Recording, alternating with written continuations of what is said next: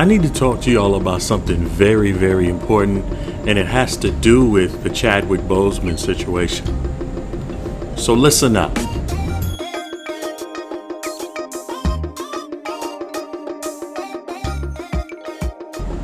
What's good, y'all? It is your boy Derek Radinigo. We are back again.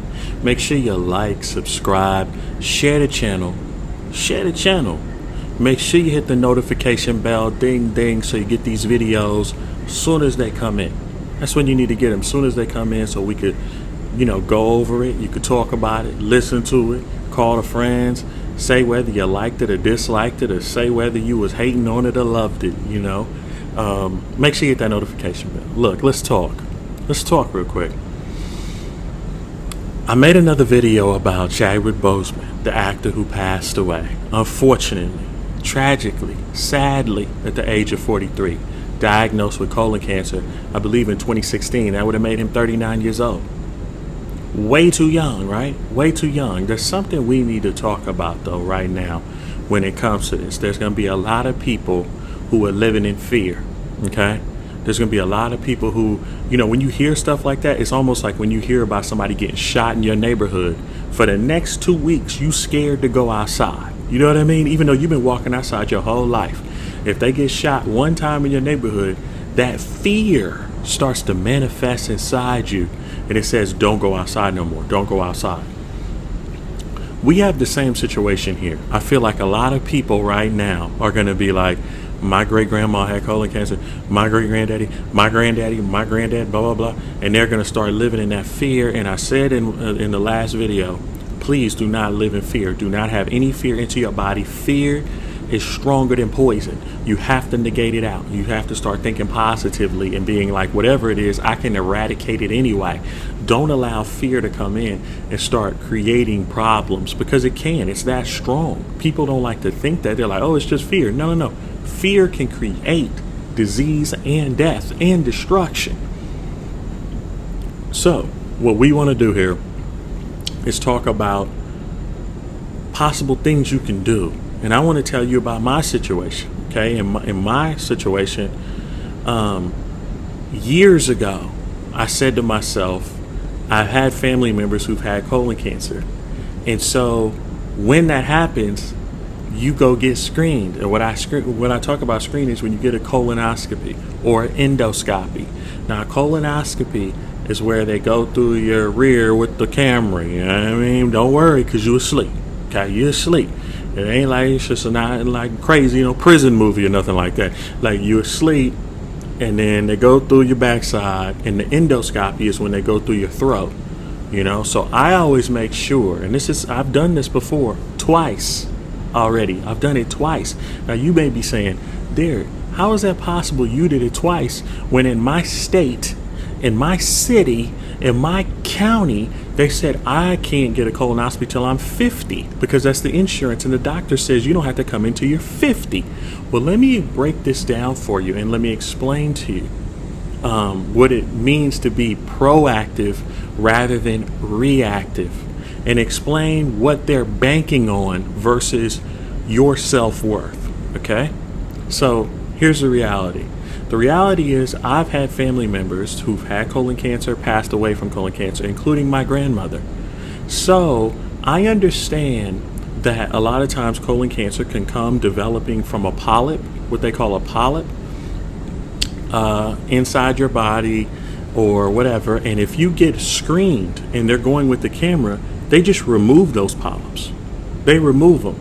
But if those polyps are allowed to grow over time, in years and decades, then it could, create a problem in a situation that could eventually lead to cancer. So it's just as interesting as my grandmother finding out in her 70s that she had colon cancer with 6 months to live. If she would have handled that or had the polyp basically removed in her 50s, it would have been no problem. The problem is she didn't know. And it's just as easy as going to get a screen and boom, getting it removed. So I decided to do this at an early age. Now, of course, they didn't want me to, but here's the reality. Because the insurance company doesn't want you to, Let me tell you what the insurance company is banking on. What they're saying is, check this out, we're not going to pay for this. What we're banking on is if you do have a polyp, by the time you hit 50, it won't be cancerous. So we're just going to let it live in your body until 50. See, me, I'm not that type of dude. I'm like, bruh, like, nah, like, so what you're saying is you're banking on my life based on your insurance company. You can go to hell. That's what you can do. You're banking on my life. You're willing to, they're like, we're willing to take that risk. I'm not willing to take that risk. Fool. Like, nah, I'm not. 100%. So what I did was I decided to go, and then when you tell them, show them and say, hey, look, my grandmother, blah, blah, then the doctor, whether it's a gastro doctor or whatever, will say, okay, now I have what it takes to go and make the insurance company, put it on and get this done because you have a family history of it. And I'm sure everybody that's watching this right now can name a cousin or a family, and that's all you have to do.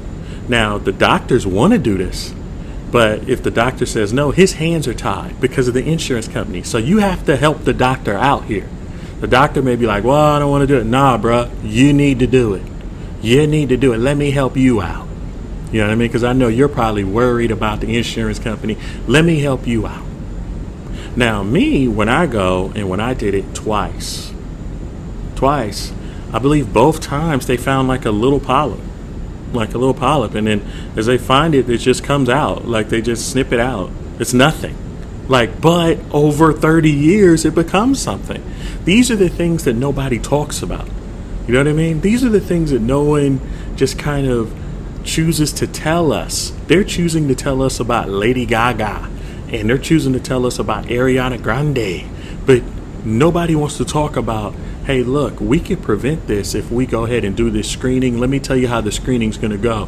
They're going to put you to sleep. They're going to put a camera here, and they're going to boom, boom, it's over. You wake up just basically like, where's my Jell-O and my Gatorade? What happened? Like when I went in, the dude was like, count back from 10. And by the time I got to 6, I was like waking up. Like basically like, hey, when are we going to do it? They're like, you're already done. Now, again, everybody should do this. Everybody should be screened for this.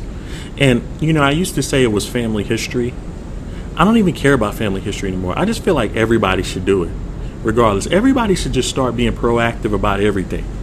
They should just start being proactive about everything, honestly, like right now. It's just the truth. I don't care about your family history because at the end of the day, you could be the first one to get it. So let's get everybody in there. Let's get everybody in this situation where they are being proactive about screening for this, screening for that, screening for everything. You know what I mean? Getting blood work, getting stuff, checking your cholesterol, checking your HDL, your LDL. Everybody, your blood pressure, your blood pressure, your blood pressure. Blood pressure, that's not the only thing, y'all. There's like 30 other things. And it doesn't have to be a bad thing. Doesn't it? Because people like, oh, that's going to be bad because it's going to say something bad. We work on it. Look, let me tell y'all something for real. Because a lot of y'all don't understand this. If you have a bullet wound, acting like you don't have the bullet wound doesn't make the bullet wound go away. I know a lot of people like to think that. They're like, look, man, I'm not going, as long as I don't find out, then I'll be all right. No, that's actually going to kill you. The people, you know who the people are that live all these to 90 and 100?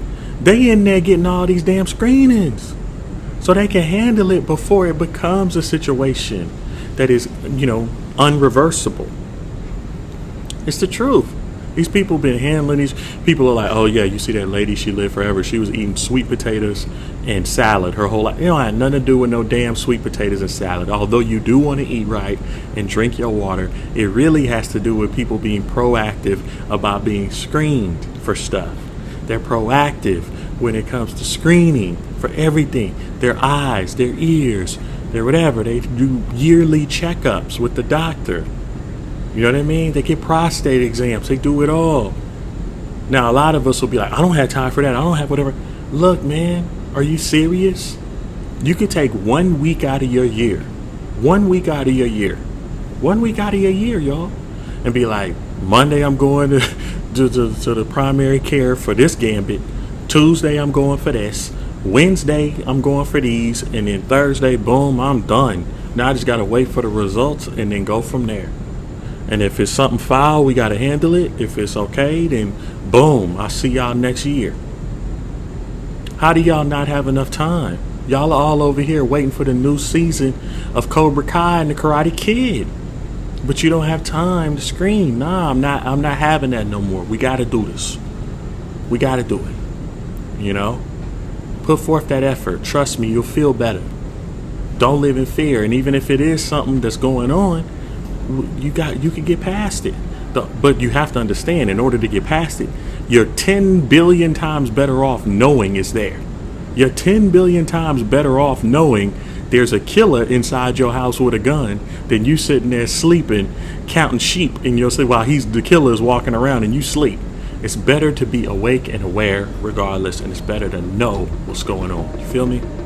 Anyway, that's the time for the video. Make sure you like, subscribe, share the channel. Make sure you hit the notification bell, ding ding, so you get these videos as soon as they come in. Remember, there's only 2 things important in this world. Both of them are love, all right? Peace.